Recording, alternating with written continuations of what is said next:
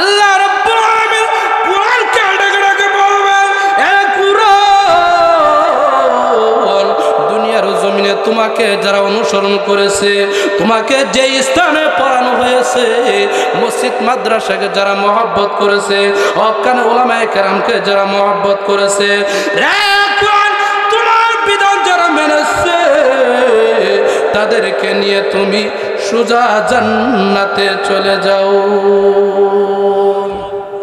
ভাইয়ের আমার, ওই মুহূর্তে কোরআন ওই লাইন থেকে টেনে টেনে বের করে আল্লাহর আদালতের সামনে যখন দাঁড় করাইবে, আল্লাহ ডেকে ডেকে বলবেন, কোরআন রে, তাদেরকে যে আমার সামনে উপস্থিত করেছো, তাদের নামে তো অনেক মামলা রয়েছে, অনেক রিপোর্ট রয়েছে। কোরআন তখন আপনার আমার পক্ষ হয়ে আল্লাহর সাথে ঝগড়া শুরু করে দিবে।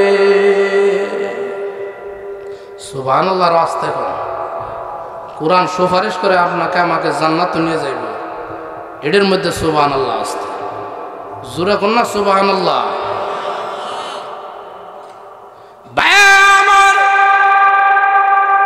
আল্লাহ যখন বলবেন এর নামে 99টি মামলা আছে, একে আমি আল্লাহ জান্নাত দিতে পারি না, তখন কোরআন ডেকে ডেকে বলবে, প্রভু গো, আপনার কালাম আমি এই কথা তো স্বীকার করেন।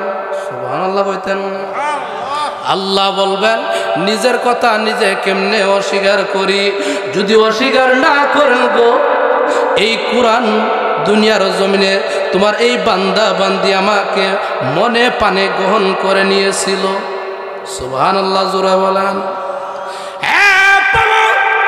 এই কোরআন যেই মাদ্রাসায় পড়ানো হয়েছে, ওই মাদ্রাসাকে মহব্বত করেছে আল্লাহ গো। এই কোরআনের বিধান টিকিয়ে রাখার জন্য তোমার এই বান্দা বান্দি জীবন দিত প্রস্তুত ছিল। সুবহানাল্লাহ জোরে বলেন। প্রভু গো, দুনিয়ার জমিনে যেমনি ভাবে এই কোরআনকে আঁকড়িয়ে ধরার জন্য তোমার এই বান্দা বান্দি জীবন দেওয়ার জন্য প্রস্তুত ছিল, আল্লাহ গো, দুনিয়ার জমিনে যেমনি ভাবে গ্রহণ করেছে, আজকে যে হাসরের ময়দানে তার কেউ নাই, আমি কোরআনটাকে আমি গ্রহণ করে নিলাম। যতক্ষণ পর্যন্ত তার ব্যাপারে ফয়সালা না হবে, একটা কদম আমি কোরআন জান্নাতের দিকে অগ্রসর হব না। আরো জোরে বলেন। এই কোরআনের খেদমত করার দরকার আছে না নাই? হ্যাঁ, আল্লাহু আকবার। আমি যে আয়াতে কারিমা তেলাওয়াত করেছি, আয়াতটা অত্যন্ত দামি। তো দেরি করে না, পাকনা পাকনা খেজুর আমি মারিয়ামের মুখে পতিত হয়েছে। আল্লাহ পারে কি পারে না? ওই যে বলতেছিলাম, স্বর্ণের পিলার এইভাবে হেলাধুলা শুরু করে দিয়েছে, স্বর্ণের পিলারের জবান আল্লাহ খুলে দেয়। স্বর্ণের পিলার ডেকে ডেকে বলে, প্রভু গো, আল্লাহ সিংহা সিংহার পারহামি সুন্না নুরিয়া মাদ্রাসা কর্তৃক আয়োজিত মাহফিলে, প্রভু গো, আল্লাহ তোমার কিছু সঙ্গ বান্দা বান্দিরা আরামের ঘুমকে হারাম করে রাস্তাঘাটে দাঁড়াইয়া না থেকে, দোকান পাট্টায় বসে না থাকে, প্রভু গো, ওই মাহফিল অংশগ্রহণ করেছে তোমার আলোচনা শোনার জন্য, তোমার নবীর আলোচনা শোনার জন্য। যতক্ষণ পর্যন্ত তাদের গুনাহ না মাফ করবেন, ততক্ষণ পর্যন্ত আমরা স্বর্ণের পিলারের হেলাধুলা বন্ধ করব না। আল্লাহু আকবার জোরে বলেন। ভাইয়ের আমার, আল্লাহ রাব্বুল আলামিন ডেকে ডেকে বলেন, ফেরেশতারা রে, তোমরা সাক্ষী থাকো, উশহিদু আন্নী কদ গফারতু লাকুম। রে ফেরেশতারা, তোমরা সাক্ষী থাকো, আমার যে সমস্ত গুনাহগার বান্দা বান্দিরা ওই মাহফিলে অংশগ্রহণ করেছে, আমি আল্লাহ রাব্বুল আলামিন পায়াতে ফিরার আগে আমি আল্লাহ রাব্বুল আলামিন তাদের তামাম জিন্দেগীর গুনাহ আমি আল্লাহ মাফ করে দিয়ে দিলাম। ভাইয়েরা, এমন মাহফিলে আসলে বসলে লাভ আছে, কি বল ঠিক কিনা? লাভ আছে না? বাহিরে থাকলে লাভ। হ্যাঁ, মুরগা চিনেন নি আপনারা? মুরগা মুরগা যখন ডিম বাচ্চা দেয়, এই পাখার নিচে যেটি থাকে এটির থেকে বাচ্চা পাওয়ার আশা করা যায়, কি বলেন? আর যেটা বাইরে যা নষ্ট কাঞ্জা হয়ে যায়, কি বলেন ঠিক কিনা? ঠিক তদ্রূপভাবে এই সামিয়ানার গোল্ডের মধ্যে আল্লাহর নবী বিশ্ব নবী রাহমাতুল লিল আলামিন বলেন, ওয়া নাযালাত আলাইহিমুস সাকিনা, যতক্ষণ পর্যন্ত কুরআন হাদিসের আলোচনা হয় মহান আল্লাহ রাব্বুল আলামিন ততক্ষণ পর্যন্ত আল্লাহ রাব্বুল আলামিনের সকিনা বরকত নাজিল হইতে থাকে। আপনাদের এদিক নদী আসেনি? নদীর মধ্যে যদি আপনি ময়লা যুক্ত কাপড় নিয়ে সুতের মধ্যে দাঁড়ান, ময়লা থাকবো নাকি বাড়বো? ঠিক তদ্রূপভাবে 24টা ঘন্টা যতক্ষণ পর্যন্ত কোরআন হাদিসের আলোচনা হবে আল্লাহ রাব্বুল আলামিনের সকিনা বরকত নাজিল হইতে থাকে সুতের মতো। আল্লাহু আকবার, জোরে বলেন। আল্লাহ বলেন, বান্দারে তোমার গুনাহ নিয়ে যদি এমন দিন মজলিসের মধ্যে অংশগ্রহণ করতে পারো, ওই দুনিয়ার সুতের নেই তোমারও গুনাহ আমি আল্লাহ দূর করে দিয়ে দেব। ভাইয়েরা আমার, এই জন্য এই যে দেখেন আপনাদেরই মাদ্রাসার ফসল আজকে পাগড়ি নিচ্ছে, যাদের সন্তান পাগড়ি নিচ্ছে এদের আব্বা আম্মার মনটা কেমন লাগছে? সুবহানাল্লাহ হইতেন না? আরো জোরে সুবহানাল্লাহ। জবান আল্লাহ দিছে, আল্লাহ রাস্তায় খরচ করে সমস্যা আছে? নির্বাচন তো গেছে, সামনে মনে আইতাছে, এই সময় তো খুব লাফালাফি ফালাফি, এক কাপ চাল লেগে কি লাভ দেয়? আরে বাপরে বাপ, একটার উপরে দিয়ে আর একটা গিয়ে পড়ে। হ্যাঁ, আর আল্লাহ এমন ঘোষণা এখানে দিছে যে বইয়ে থাকলো তোমার গুনাহ আমি আল্লাহ মাফ করতেছি, এরপরও খুশি সুবহানাল্লাহ আওয়াজ নাই। নাকি মহিলারা শুনলে সমস্যা আছে? আজকে যদি সুযোগ পাই মহিলা করে ওয়াজ করে যাবো, আপনার ঘরে খারাপ লাগতেছে? হ্যাঁ, খারাপ লাগলে কইেন, তাড়াতাড়ি ছেড়ে দিন। তাহলে এই যে ছোট ছোট বাচ্চা আজকে পাগড়ি নিল, এদের মা বাবার জন্য কেমন তাদের মনের আবেগ। এমনও মা বাবা আছে এই খুশির খানে সোহেদে পানি ফেলে।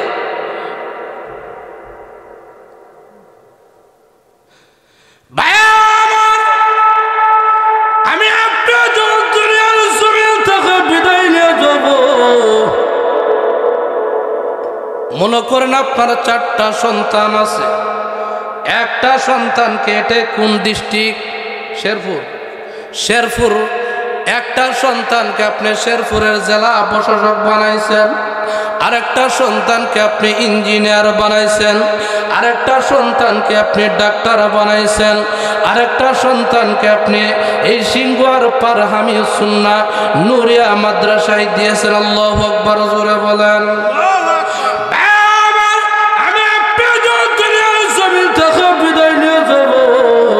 সাকরাত যখন শুরু হয়ে যাবে, ওই শেরপুরের জেলা প্রশাসককে সে ডাক দিয়ে বলবে, আব্বা গো,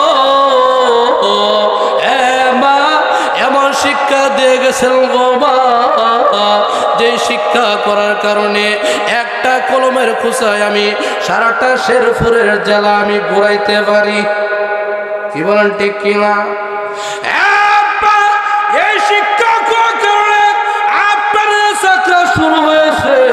আব্বা গো, এই শিক্ষা করার কারণে আপনি যে দুনিয়ার জমিন থেকে এখন বিদায় নিয়ে যাবেন, এমন মুহূর্তে আপনার কোনো কিছু উপকার করতে পারলাম না। এই সন্তানটি এই মুহূর্তে আপনার কোনো কাজে আসলো না। এবার 2 নম্বর সন্তান আসবে, যেই সন্তানটিকে আপনি ইঞ্জিনিয়ার বানাইছেন, যেই সন্তান বড় বড় দালান কোড়া করতে পারে, ওই ইঞ্জিনিয়ার সন্তান কলা রুটি সামনে নিয়ে আসছে, আর আব্বাকে ডেকে ডেকে বলে,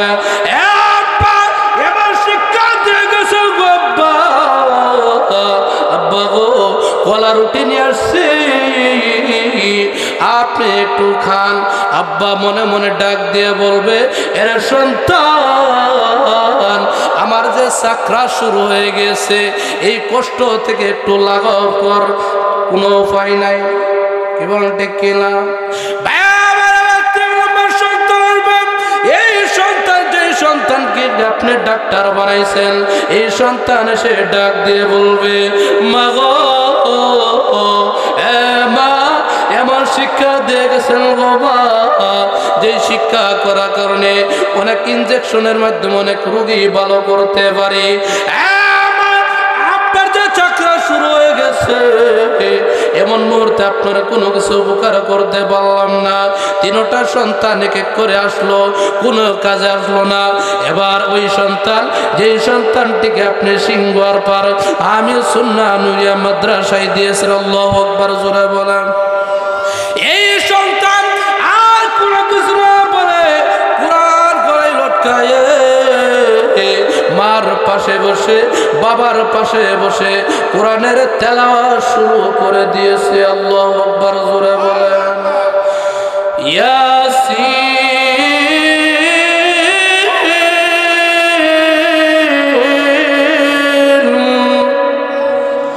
এইভাবে যখন কোরআনে তেলাওয়াত শুরু করে দিবে, আল্লাহ রাব্বুল আলামিন ডাক দিয়ে বলবে, রাস্তারে তার চারটা সন্তান, এক এক করে সমস্ত সন্তানরা তার পাশে আসছে, ব্যর্থতা বহন করেছে। রাস্তারে ওই যে 4 নম্বর সন্তান, যেই সন্তানটিকে সিংহার উপর আমি সুন্নাহ নুরিয়া মাদ্রাসায় দিয়েছিল, এই সন্তান আর কোনো কিছু না বলে কোরআন গলায় লটকায়ে মার পাশে বসে, বাবার পাশে বসে আমি আল্লাহ রাব্বুল আলামিনের কালামুল্লাহর তেলাওয়াত শুরু করে দিয়েছে। আমি আল্লাহ রাব্বুল আলামিন আমার কালামুল্লাহর তেলাওয়াতের কারণে আমি আল্লাহ রাব্বুল আলামিন তার আব্বা আম্মার তামাম জিন্দেগীর গুনাহ আমি আল্লাহ মুহূর্তে মাফ করে দিয়ে দিলাম। এমন মাদ্রাসার দরকার আছে না নাই? আরো জোরে বলেন, আল্লাহু আকবার, আল্লাহু আকবার। আমার নবী, আপনার নবী, মায়ার নবী, বিশ্ব নবী, রাহমাতুল লিল আলামিন, দুনিয়ার জমিনে কোরআনের জন্য কাঁদছেন, ইসলামের জন্য কাঁদছেন, আপনার আমার জন্য কাঁদছেন। আল্লাহু আকবার জোরে বলেন। এমনকি আমার নবী, আপনার নবী, মায়ার নবী, বিশ্ব নবী, রাহমাতুল লিল আলামিন, দান মুবারক পর্যন্ত শহীদ করেছেন। কি বলেন ঠিক কিনা?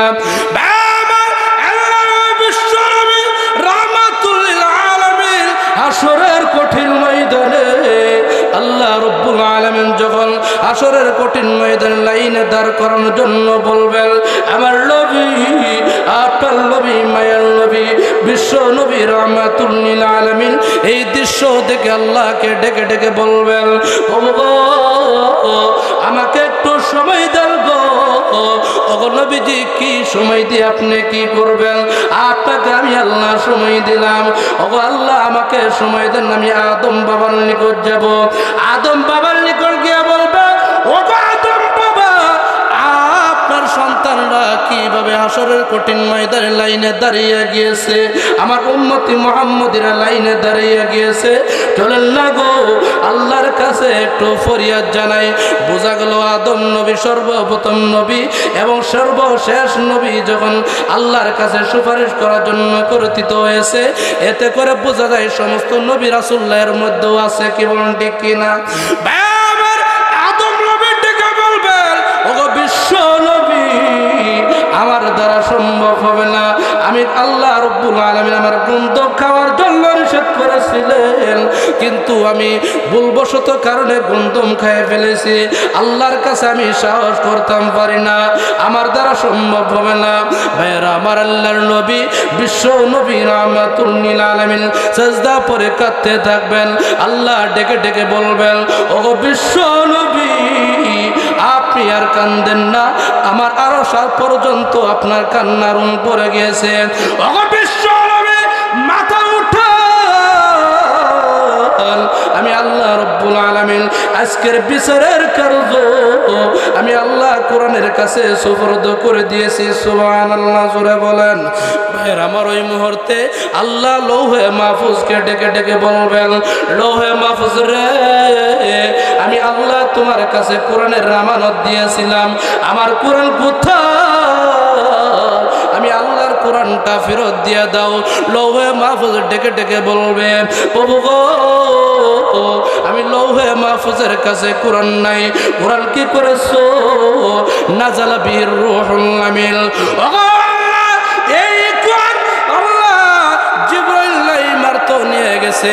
আল্লাহ জিবরাইলকে ডেকে ডেকে বলবেন, জিবরাইল রে, আমি আল্লাহর কোরআন কোথায় কি করেছো? আমি আল্লাহর কোরআনটা ফেরত দিয়ে দাও। জিবরাইল ডেকে ডেকে বলবে, বাবু গো, আমি জিবরাইলের কাছে কোরআন নাই, কোরআন কি করেছো?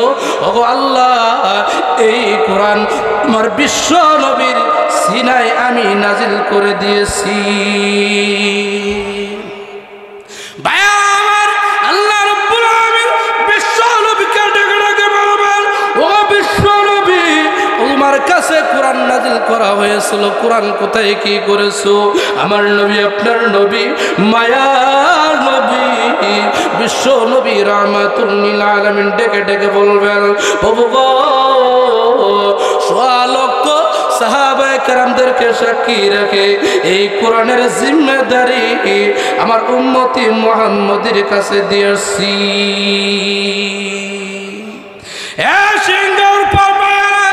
এই কোরআনের ব্যাপারে যদি আল্লাহ রাব্বুল আলামিন হাশরের ময়দানে জিজ্ঞাসা করে, জবাব দিতে পারবো তো?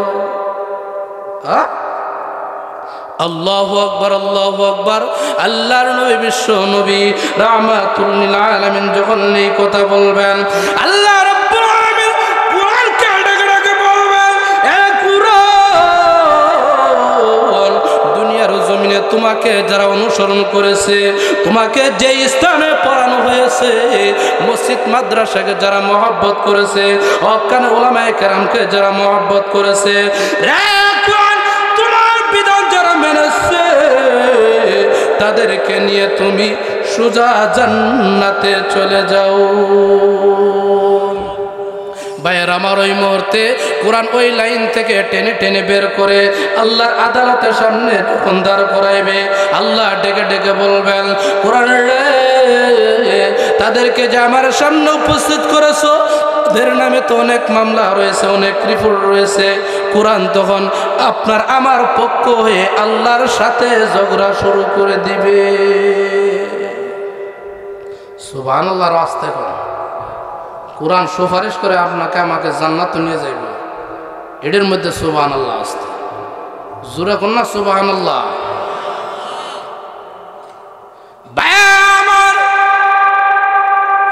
আল্লাহ যখন বলবেন এর নামে 99টি মামলা আছে, একে আমি আল্লাহ জান্নাত দিতে পারি না, তখন কোরআন ডেকে ডেকে বলবে, প্রভু গো, আপনার কালাম আমি এই কথা তো স্বীকার করেন।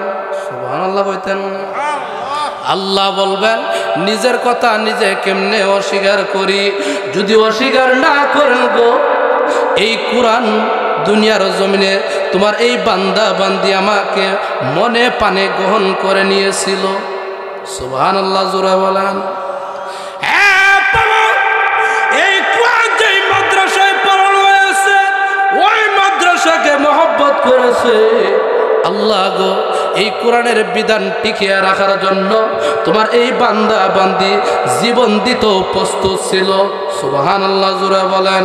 প্রভু গো, দুনিয়ার জমিনে যেমনই ভাবে এই কোরআনকে আঁকড়িয়ে ধরার জন্য তোমার এই বান্দা বান্দি জীবন দেওয়ার জন্য প্রস্তুত ছিল, আল্লাহ গো, দুনিয়ার জমিনে যেমনই ভাবে গ্রহণ করেছে, আজকে যে হাসরের ময়দানে তার কেউ নাই, আমি কোরআন তাকে আমি গ্রহণ করে নিলাম। যতক্ষণ পর্যন্ত তার ব্যাপারে ফয়সালা না হবে, একটা কদম আমি কোরআন জান্নাতের দিকে অগ্রসর হব না। আরো জোরে বলেন। এই কোরআনের খেদমত করার দরকার আছে না নাই? হ্যাঁ, আল্লাহু আকবার।